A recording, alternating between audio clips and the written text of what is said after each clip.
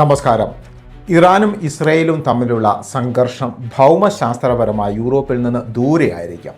പക്ഷേ അതിൻ്റെ പ്രതികരണങ്ങൾ ഇന്ന് യൂറോപ്പിൻ്റെ ഓരോ വീടുകളിലും, ഓരോ സാമ്പത്തിക മേഖലകളിലും, ഓരോ രാഷ്ട്രീയ തീരുമാനങ്ങളിലും ശക്തമായി അനുഭവപ്പെടുകയാണ്.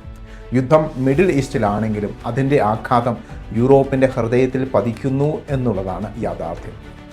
ആദ്യമായി ബാധിക്കപ്പെടുന്നത് ഊർജ മേഖലയിലാണ്. ലോകത്തിലെ ഏറ്റവും പ്രധാനപ്പെട്ട എണ്ണവാതക ഗതാഗത പാതകളിൽ ഒന്നായ ഹോർമൂസ് കടലിടുക്ക് ഇപ്പോൾ അസ്വസ്ഥതയുടെ കേന്ദ്രമായി മാറിയിരിക്കുകയാണ്. ഈ വഴിയിലൂടെ പോകുന്ന എണ്ണയും ഗ്യാസും കുറയുമ്പോൾ യൂറോപ്പിലെ ഇന്ധന വിലകൾ വേഗത്തിൽ ഉയരുന്നു. ഇതിനകം തന്നെ ചില രാജ്യങ്ങളിൽ 20 മുതൽ 25% വില വർധനവ് രേഖപ്പെടുത്തിയിട്ടുണ്ട്. വൈദ്യുതി ബിൽ, ഗതാഗത ചെലവ്, ഭക്ഷണവില ഇവയെല്ലാം ഒരുമിച്ച് ഉയരുന്നു എന്നുള്ളതാണ് വാസ്തവം. ഒരു സാധാരണ കുടുംബത്തെ നേരിട്ട് ബാധിക്കുന്ന കാര്യങ്ങളാണ് ഇതെല്ലാം. യുദ്ധത്തിൻ്റെ അനിശ്ചിതത്വം യൂറോപ്പിൻ്റെ സാമ്പത്തിക വളർച്ചയെ മന്ദഗതിയിലാക്കിയിരിക്കുകയാണ്. അന്താരാഷ്ട്ര നാണയനിധി മുന്നറിയിപ്പ് നൽകുന്നത് വളർച്ച കുറയുകയും വിലക്കയറ്റം ഉയരുകയും ചെയ്യുന്ന സ്റ്റാഗ്ഫ്ലേഷൻ എന്ന അപകടകരമായ അവസ്ഥയിലേക്ക് യൂറോപ്പ് നീങ്ങുന്നു എന്നതാണ്. വ്യവസായങ്ങൾ, പ്രത്യേകിച്ച് സ്റ്റീൽ, കെമിക്കൽ, നിർമ്മാണ മേഖലകൾ ഇതെല്ലാം ഇന്ന് ഉയർന്ന ഊർജ്ജ ചെലവിൻ്റെ സമ്മർദ്ദത്തിൽ നിൽക്കുന്നു എന്നുള്ളതാണ് ഇന്നത്തെ ഒരു അവസ്ഥ.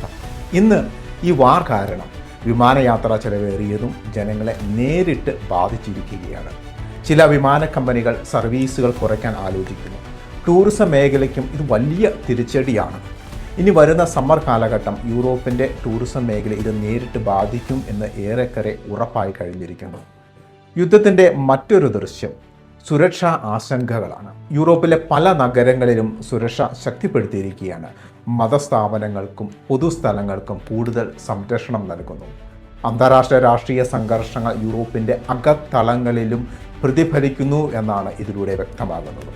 ഒരു വശത്ത് യുക്രൈൻ യുദ്ധം തുടരുമ്പോൾ മറുവശത്ത് മിഡിൽ ഈസ്റ്റ് സംഘർഷം ഒരു തരത്തിൽ ഇരട്ടി സമ്മർദ്ദമാണ് യൂറോപ്പിന് കൊടുത്തിരിക്കുന്നത്.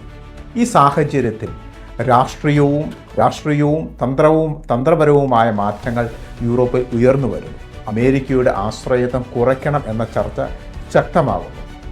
ഊർജ കാര്യങ്ങളിൽ സ്വയം പര്യാപ്തത നേടേണ്ടത് സുരക്ഷയ്ക്ക് അനിവാര്യമാണെന്ന് ഇന്ന് എല്ലാവരും തിരിച്ചറിയുന്നുണ്ട് എന്നുള്ളതാണ് യാഥാർത്ഥ്യം.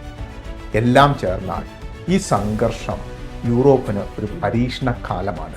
സാമ്പത്തികം, രാഷ്ട്രീയം, സുരക്ഷ എല്ലാം ഒരുമിച്ച് സമ്മർദ്ദത്തിൽ നിൽക്കുന്ന ഒരു കാലഘട്ടം. അവസാനം ചോദ്യം ഇതാണ്: യുദ്ധം മിഡിൽ ഈസ്റ്റിൽ നടക്കുമ്പോൾ അതിൻ്റെ വില കൊടുക്കുന്നത് അല്ലെങ്കിൽ ഫലം അനുഭവിക്കുന്ന ഒരു പരിധിവരെ യൂറോപ്പാണോ എന്നുള്ളത്.